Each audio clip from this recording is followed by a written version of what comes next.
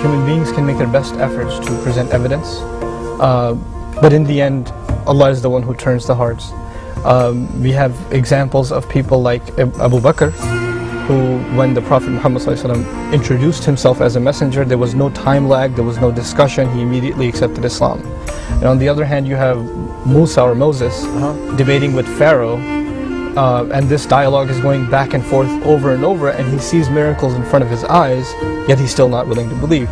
So the first acknowledgement, of course, is that evidence alone doesn't lead somebody to guidance. It is, in the end, their sincerity and then divine intervention. It is Allah who guides.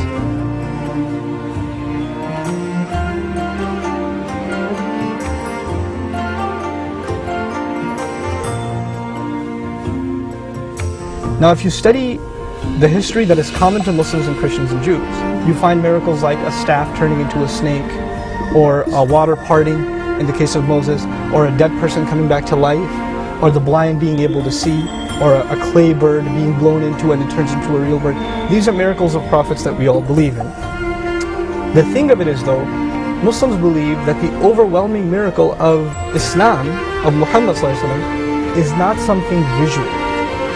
It's this message, it's these words. And they're not even given in the form of a book or a tablet or anything, they're spoken word. The Quran in its original form is spoken word.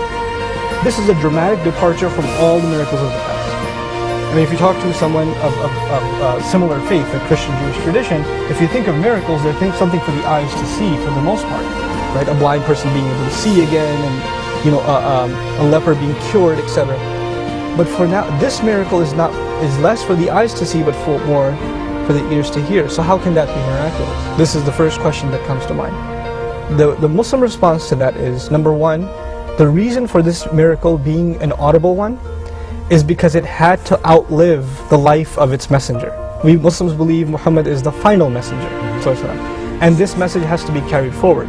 Now, for a believing follower of Jesus, when he tells his child, I saw the dead person come back to life, I saw the blind being cured with my own eyes, that's a father narrating an eyewitness account. That child would narrate it to his next generation as a family tradition. But after a few generations, it's just a story. You could believe it, or you could say, I've heard this from my parents, I don't know, I didn't see it for myself. Which is the skeptic attitude we have today. The final messenger was given a miracle that you can look into much after he's gone.